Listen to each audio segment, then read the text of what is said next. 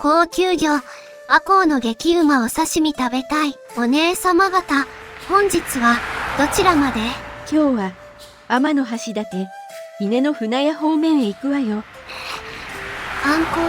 アコウ、そういう美味しいお魚釣れるんですって。王国民的美味しい漫画でも紹介されたお魚よ。行く。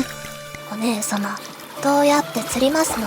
私は大物狙いでアジを餌に飲ませ釣りよ。さすが大物ハンター。私はワームで行きますわ。私は綺麗な海見てる。来たわよ。40センチオーバーよ。あ、おっきい。やった？刺身。